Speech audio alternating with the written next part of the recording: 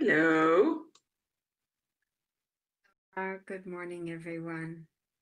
Hi, Sharona. Shavua Tov, everyone. Good morning. And we start with our minute to make sure it's really a good morning. All right.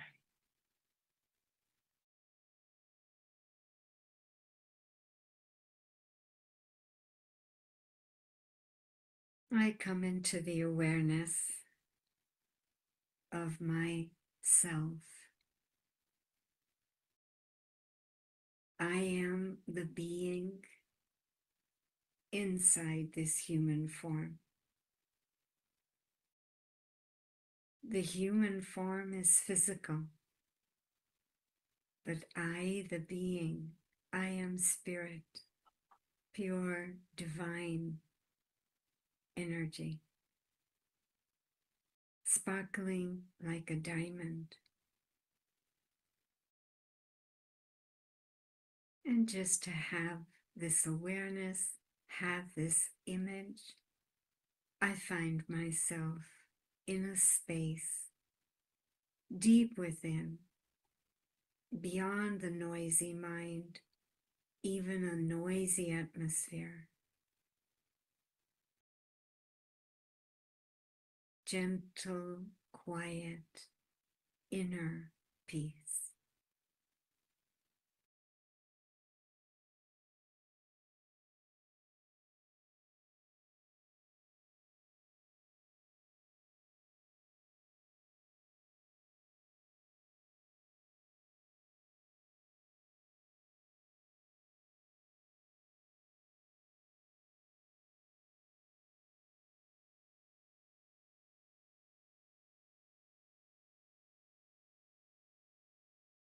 And from this inner peace place, this quiet place, Yeah. I'm really waiting to see to hear what's the thought of the day. It's an interesting point. See, but do not see. Hear, but do not hear. Or I should say, listen, but do not listen.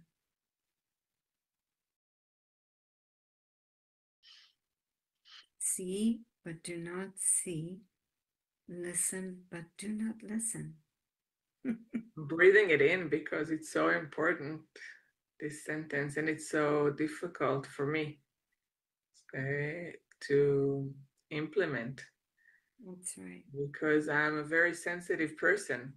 And when I talk to people and when I see, I really feel it. And sometimes was one of my main focuses in the beginning of my years when I was taking care of people, because I had to learn how to stop.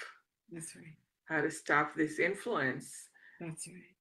So I learned how to stop it, but it's still not immediate. It's very difficult for me still to see but not see, or listen but not listen. That's right. Because essentially what we're talking about with that is that you're seeing and you're listening, but you're not being affected. Mm-hmm. You're being influenced. That's really the word. It's a practice. It's a practice. And I don't know how one does it. Truly, unless you've got a very defined, clear experience and pathway to another place to be while you see and listen. So, like for me, that's kind of like the practice of my spiritual path is to know that there's another space inside there. In the past, we've referred to it as the palace of the self, and be there, and then use these eyes and use these ears, because in that space, you're separate from your programmings and conditionings, meaning you are connected to your wisdom, your knowing, your intuition, your ability to feel what could move things forward, especially if you're seeing or listening to something which is not pleasant. So this practice really of I am the being, I'm not the human, with all my man-made programmings and conditionings are much, much more. There's so much divinity in there and so much knowing. And so it's so useful to call on that when I need to detach. Because basically we're talking about detaching, but detaching in order to bring love. Detaching in order to bring the wisest, most constructive energy into the moment for myself and others. I like what you're saying, because usually when I was trying to imagine things, or it was like a bubble around me, or some kind of, protective suit that helped me keep my energy isolated or not affected by things outside.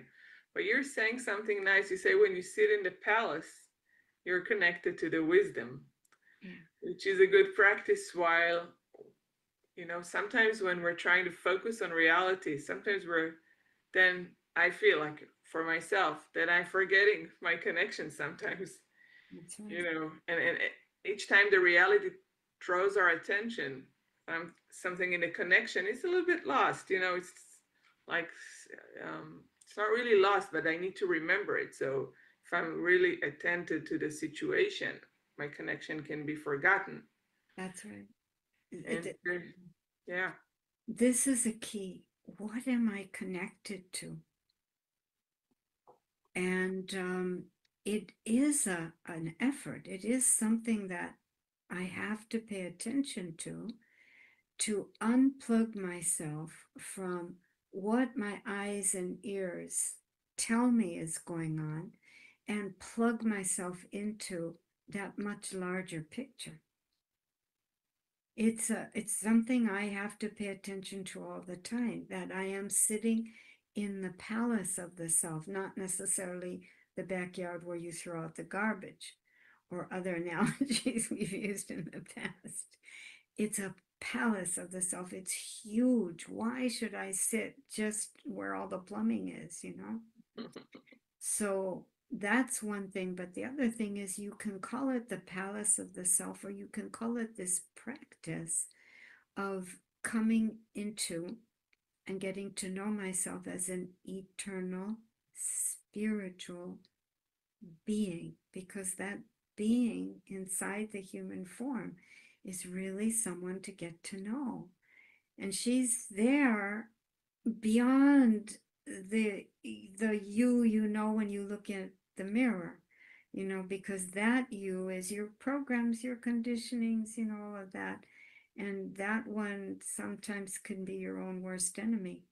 But this divine you, the eternal spirit you, is a friend, really a friend.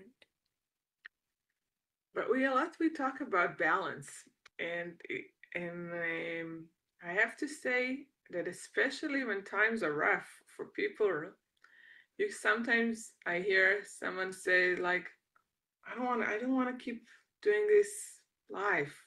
It's so much nicer, calmer in the spiritual world. And I don't need this life. This life it's too messy, it's too noisy. I just want to let me go there. It's quiet there. It's peaceful. They're good friends there. And I want to balance it, because we do want to play here. That's right. We do want to play here. That's life. That's the game here. And it is a game for me. It is, even when it's hard, it's a game for me. And the minute, so it's like, you got to remember you have a good friend, a big friend. It's not only, it has a lot of power in it, but you still have to be also here and love this picture, this puppet, this puppeteer that goes, the eyes that see it, it's all part of it. So it's like we need to learn how to balance. I feel like how to balance and do look ahead and do see and do feel. But somehow, and I don't know how to do it yet, because our attention can go only one place. As far as I know, it's neurological. I can't look at two dots at the same time. You know, so how do I experience both? How do I practice both Yeah. being here with everything that involves being here, and, you know, listening both through my physical eyes and my internal eyes, listening both through my ears and my internal ears. How do I do that? You know, it's like, I think the practice may be to change awareness very quickly so you can, you know, from here to there. I don't know. I'm trying to think how to do that. It's okay. I totally agree that I wouldn't even use the word I have to balance as much as just to understand why such balancing is a healthy life. Okay. That's one thing. And it's healthy, it's important, and I must, because originally I use my eyes and ears, and around me originally is not a world and not relationships filled with so much challenges. If there's so much challenges, we have to understand some of the laws operating in the universe. I referred to it again and again.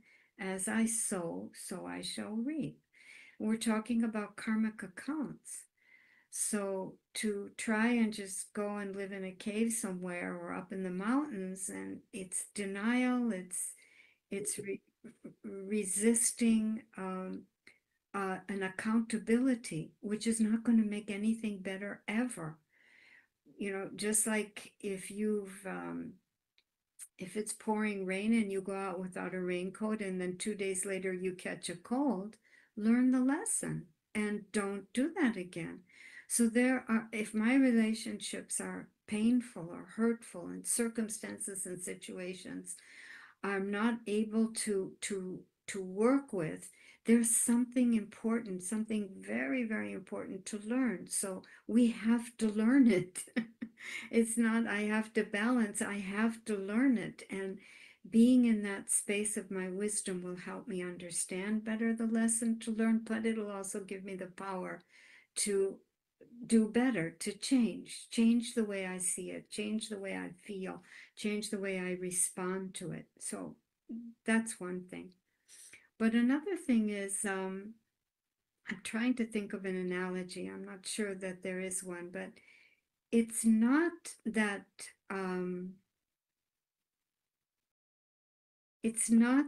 I have to do, my eyes are not the problem, my ears are not the problem. It's how I'm using them, which is the problem. So let me stay right in my responsibilities or right in my relationships, because that's life, and learn how to use my eyes and ears in better ways.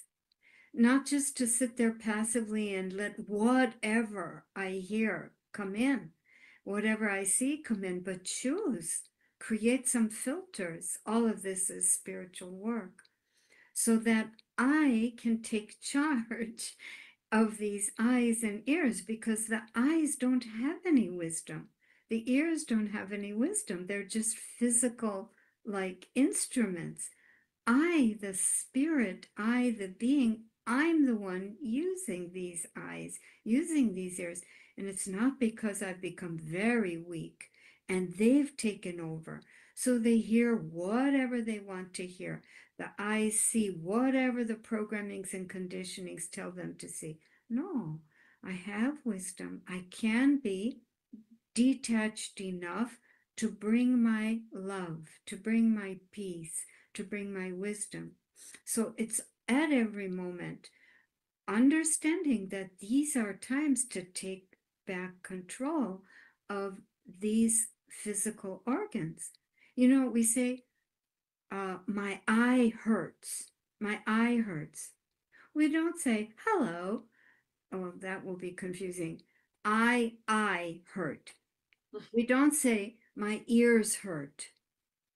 Sorry, we say, Yeah, we my say my ears ear. hurt. We don't say, I ear hurt. Do you see what I'm saying? It's so Yeah, small, yeah. but it's so important. We say, my ears hurt because these ears belong Long. to me, the being. You know, I remember a great practice which I really enjoyed. It was walking in nature, you know, just in the morning on the street. You can do it also, of course.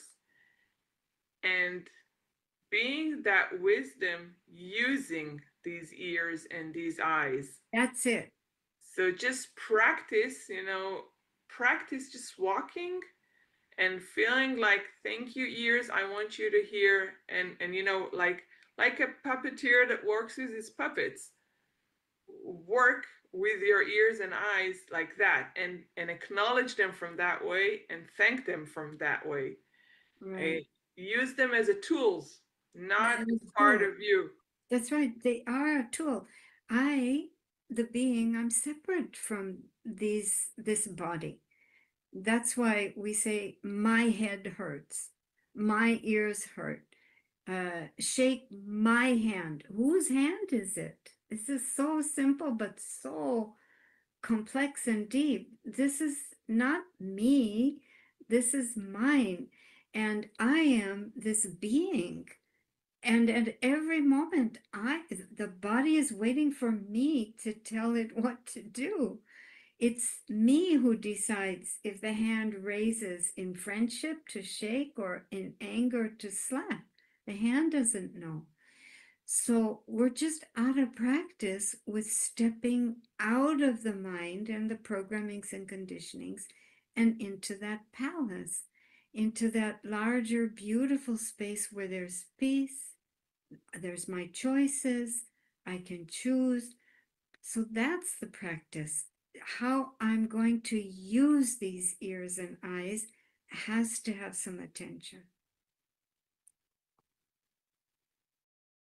I think we'll need to end in a minute, but I think this practice really, it was really fun, and it felt good to enjoy listening from a different place. And That's right. And That's once right. you practice it, it was very nice. You reminded me that it's still difficult to hear it in you know, try to tune. But what you're saying is, when you're in a situation, tune in, connect, and let your wisdom use your ears and eyes. That's what I take from today's session. It'll happen naturally. The more I play with, experiment with this idea that I have another place to be standing in when I do my seeing and I do my listening. And then very naturally, I speak differently and I behave differently. I think with that note, we'll take a minute of inner peace coming back inside. That's right. Enjoying the gift of our eyes and ears.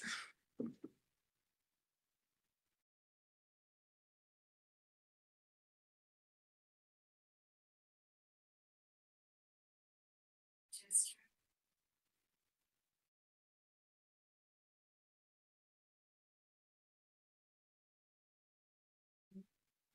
thinking, feeling, being, sparkling like a diamond.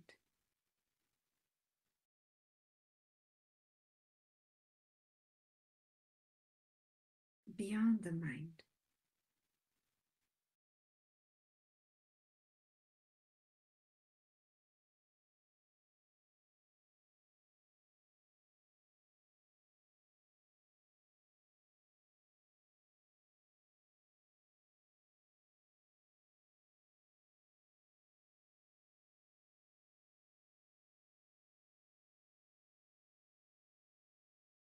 Thank you, Sharona.